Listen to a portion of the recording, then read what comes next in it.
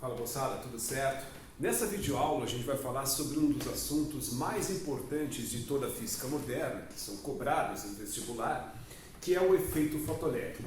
Primeiro eu vou discutir com vocês o que é o efeito fotoelétrico, vamos ver as propriedades desse fenômeno físico e aí a gente vai finalizar com o porquê que esse fenômeno físico ele ocorre. Pois bem, no final do século XIX era bastante comum no meio científico europeu trabalhar com um dispositivo chamado tubo de raios catódicos. O que é isso? Era um tubo de vidro onde eram colocadas duas placas metálicas dentro desse tubo. Pois bem, um cidadão alemão chamado Heinrich Hertz, o mesmo que empresta o sobrenome dele para a unidade especial de frequência e o mesmo que descobriu as ondas de rádio, ele estava trabalhando no seu laboratório com esse tubo que tinha duas placas metálicas ali dentro, quando ele percebeu que quando ele iluminava esta placa metálica aqui, ó, com luz violeta, elétrons simplesmente eram ejetados, expelidos por essa placa metálica.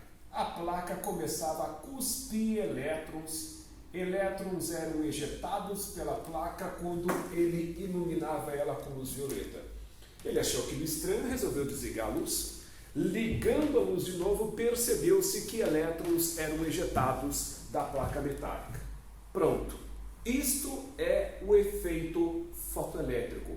É a ejeção de elétrons de uma placa metálica quando uma radiação eletromagnética incide sobre ela. Bom, essa é a definição. O que é esse fenômeno físico? E aí, quando os físicos descobrem algo novo, eles ficam loucos para saber quais são as propriedades daquele novo fenômeno físico e principalmente por que aquilo está acontecendo. A primeira propriedade, três propriedades são bastante importantes, eu faço questão de documentar aqui, são as seguintes.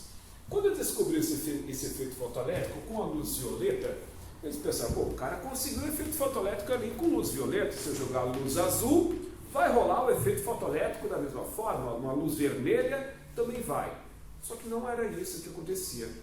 Não era com qualquer luz chechelenta que o efeito fotoelétrico acontecesse. Eles perceberam experimentalmente.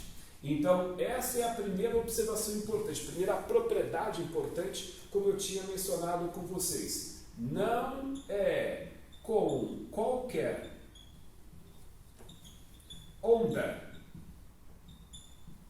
eletromagnética que a partir de agora eu vou representar por O e M, que o efeito fotoelétrico, que eu também vou abreviar a partir desse momento por EF, tá, ocorre. Os caras perceberam que não é com qualquer luzinha que os elétrons são estimulados a serem expelidos por parte dessa placa. Somente com radiações com uma frequência mínima é que os elétrons eram ejetados dessa placa metálica. Aí eles pensaram, tá, beleza, a gente não conseguiu ali com qualquer luzinha, mas quem sabe a gente não esperou tempo suficiente ali para os elétrons serem ejetados, de repente joga a luz vermelha e percebe que os elétrons não são expulsos dessa placa, porque a gente não esperou o tempo suficiente. Vamos esperar um pouquinho, aí a placa vai acumulando energia da luz, e depois, quem sabe, os elétrons são expelidos. Mas não era isso que acontecia. O efeito fotoelétrico é um fenômeno imediatista. Ou ele ocorre na hora em que a placa é exposta à radiação, ou ele não acontece nunca mais. Então, ou o efeito fotoelétrico ocorre na hora que a placa é exposta à onda eletromagnética, ou ele não ocorre mais. Então, jogou luz ali naquela placa ou alguma outra radiação, o efeito fotoelétrico não aconteceu, então não adianta, ele não vai acontecer depois que você iluminou e percebeu que não aconteceu na hora. Muito bem, outra observação importante. Eles achavam que jogando uma luz mais forte nessa placa, os elétrons sairiam dela com mais velocidade, com mais energia, quando na realidade não. Aumentando a intensidade da radiação, a potência da fonte, os elétrons não saíam com mais energia, saíam em maior número. Então, se eu jogava ali luz nessa placa e os elétrons saíam, eram expelidos, se eu jogar uma luz mais forte, vai sair mais elétrons, mas não necessariamente os mesmos elétrons com mais energia. Entendem a diferença? Então, a gente pode colocar aqui que a intensidade da onda eletromagnética não influencia na energia dos elétrons ejetados e jetados, né, Rodrigo? Ejetados, expelidos. E sim, apenas no número de elétrons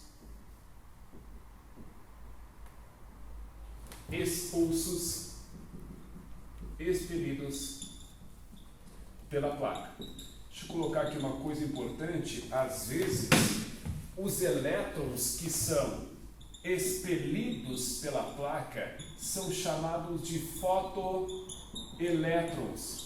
São os elétrons que são expulsos, ejetados pela placa quando uma radiação ali chega. Essas são as propriedades. O que é o efeito fotoelétrico eu já havia revelado desde o início. O Hertz, esse cidadão aqui, ele é considerado o descobridor deste fenômeno físico. Só que o que acontece? Por que esse fenômeno está acontecendo aqui? Por que os elétrons realmente são expelidos por parte dessa placa? Então, entra em cena um cidadão alemão que atendia pelo nome de Albert Einstein. Em 1905, ele publica uma série de artigos científicos e um dele propunha uma explicação para o efeito fotoelétrico. E a ideia do Einstein é o seguinte: bom, vamos imaginar que a luz neste fenômeno físico está se comportando como se fosse feita de um fluxo de diminutas partículas. E essas partículas, quando batem contra os elétrons de uma placa, transferem energia a eles, aí eles conseguem ser arrancados da estrutura atômica.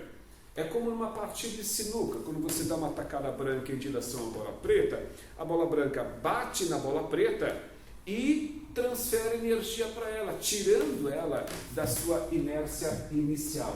Então, a proposta aqui do Einstein é que neste fenômeno físico, a luz está apresentando um comportamento corpuscular. E aí, depois que eu fizer o registro da proposta de explicação dele, eu vou dizer que isso gerou um nó bastante grande na mente lá das pessoas que estudavam isso naquela época. Então, no efeito fotoelétrico, tá? Como já falei, efeito fotoelétrico, a luz, ela se comporta como se fosse feita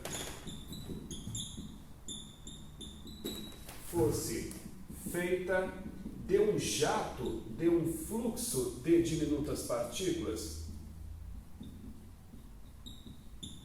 de pequenas partículas. Estas partículas que supostamente vinham a compor os átomos são chamados de fótons. Então, os fótons são as partículas que supostamente compõem a luz neste fenômeno físico. Muito importante, estes fótons, tá, são partículas muito pequenas, tá, que não têm carga elétrica, não têm carga, e eles também não têm massa.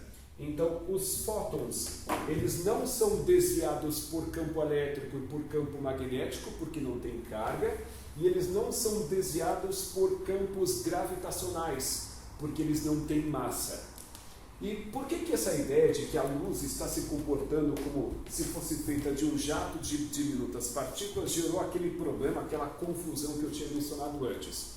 Porque até esse momento se imaginava, se acreditava que a luz era uma onda.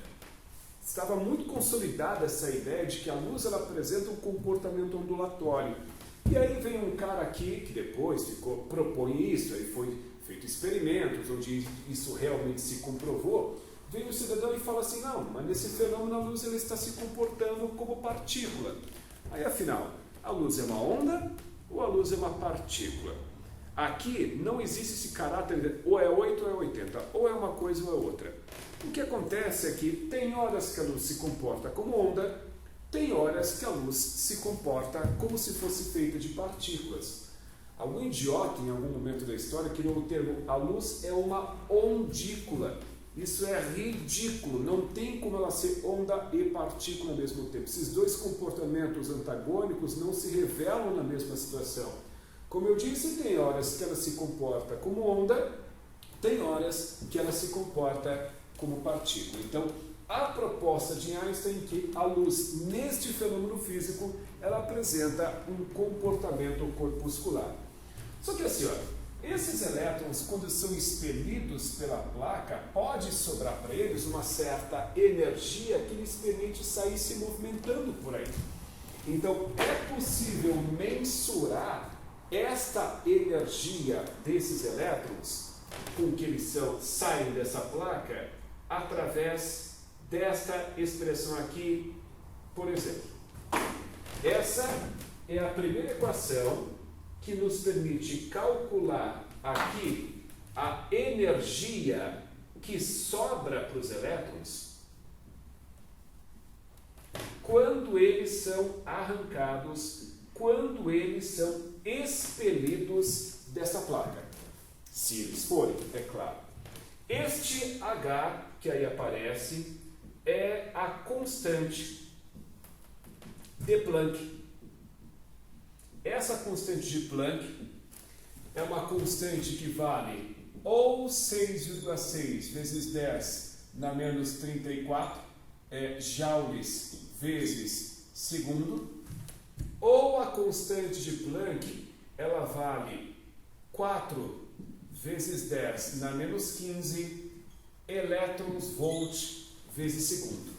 O elétron-volt é uma unidade de energia, uma unidade de medida de energia.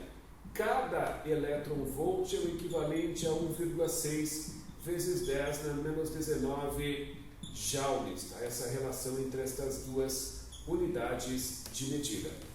E o que é este F que aí aparece? Esse F, vou colocar aqui no cantinho, representa a frequência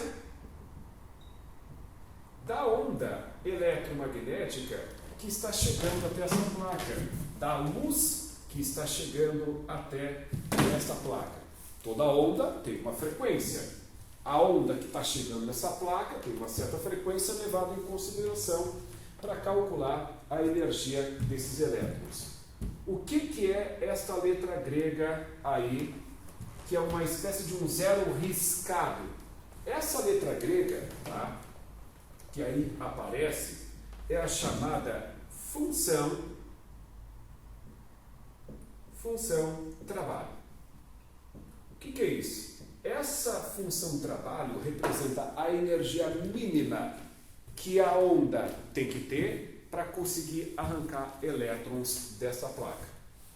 Esta função trabalho representa a energia mínima que a radiação tem que ter para conseguir expelir os elétrons desta placa. E essa função trabalho, obviamente, depende do material de que esta placa é feita. Então, é algo parecido com isso aqui, ó.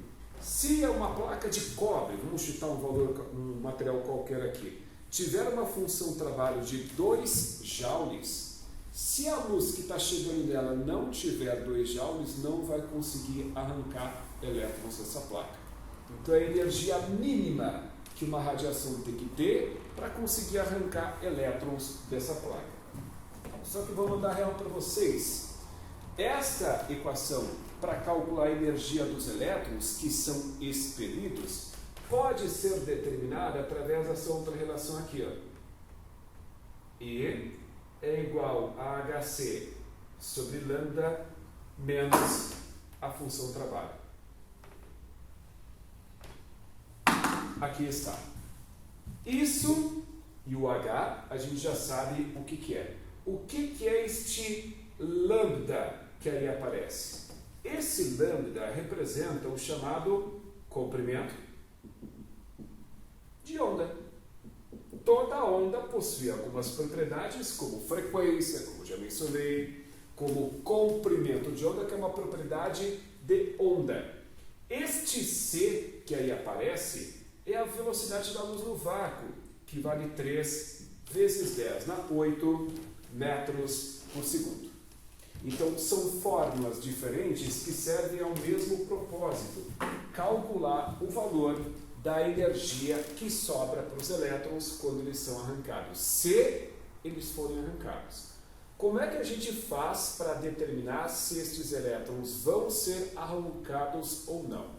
Se liga aqui na continuação do vídeo, que aí a gente vai discutir sobre isso aí, tá bom? Bom, resolvi apagar aqui só metade do quadro, porque eu quero aproveitar essa equação aqui para a gente fazer uma discussão gráfica dessa expressão. Grafaz, representar corretamente o gráfico de uma função é algo que em física é bastante importante. Vocês podem perceber que essa aqui é uma função de primeiro grau, né? O expoente máximo da variável independente aqui vale 1, e é uma função de primeiro grau, nesse caso aqui, com o coeficiente angular, o coeficiente linear negativo. Isso significa que a reta, que é a que representa uma função de primeiro grau, vai começar em um ponto abaixo da origem. Nesse ponto aqui, portanto, esse aqui, nesse gráfico aqui, ponto aleatório. E aí, quem faz o papel do coeficiente angular é a constante de Planck. E vejam que ela só assume valores positivos.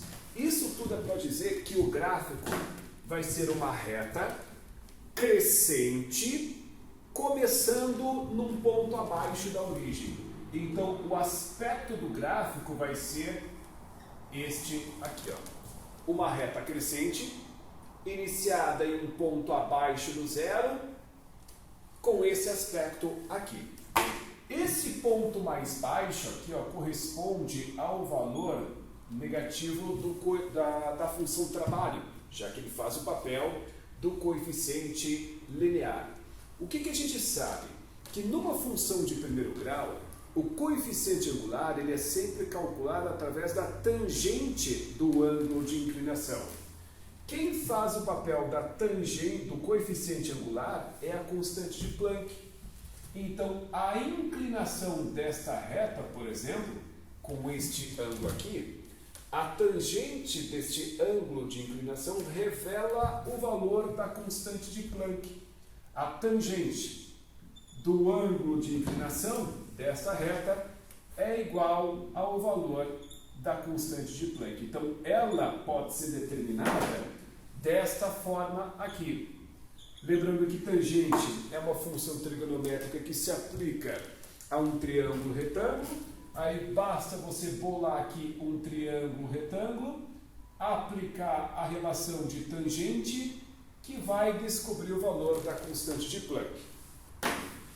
Eu quero encerrar essa discussão gráfica aqui, ó, falando um pouco a respeito do ponto em que essa reta corta o eixo aqui da frequência. Esse ponto aqui é um ponto para o qual a energia dos elétrons é igual a zero. Ou seja, é uma situação em que os elétrons são arrancados dessa placa, mas não lhes sobra energia para sair se movimentando por ali. Esse ponto é aquilo que é chamado de frequência de corte. A frequência de corte representa a frequência mínima que a luz tem que ter para conseguir arrancar elétrons daquela placa em especial. Valores menores do que esta frequência, do que este valor aqui, nesse gráfico, não conseguem arrancar elétrons. Somente frequências superiores a este valor, chamado de frequência de corte, é que os elétrons conseguem ser ejetados dessa placa. Eu tinha encerrado a primeira parte dessa videoaula falando um pouquinho a respeito do como é que eu sei que os elétrons vão ser arrancados da placa ou não. Comparando a energia da luz com a própria função trabalho. Então, se liga aqui, ó. Se a energia da luz dada pelo produto de H por F for maior do que a função trabalho, ou seja, se a energia da luz for maior do que a mínima necessária, então ocorre o efeito fotoelétrico,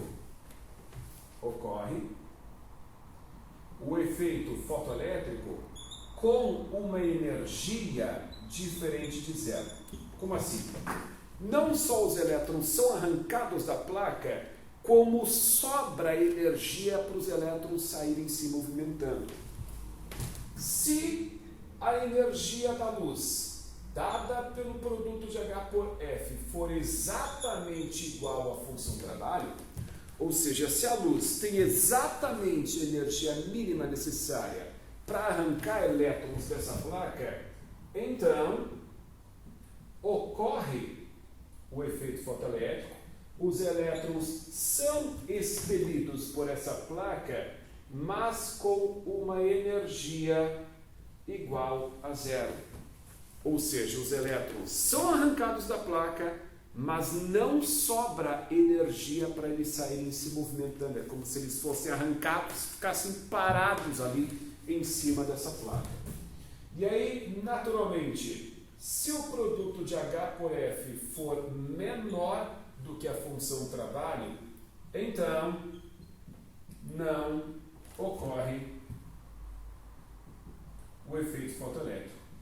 É claro, se o H vezes F, que é a energia da luz, for menor do que a energia mínima necessária, não vai ter elétrons sendo arrancados. Porque lembra que para os elétrons serem arrancados, a luz tem que ter uma determinada energia mínima.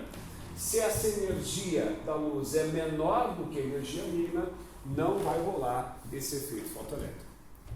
Tudo certo, moçada? Meus caros, muito obrigado pela atenção de vocês. Bons estudos aí, sigam firmes e fortes e até a próxima videoaula.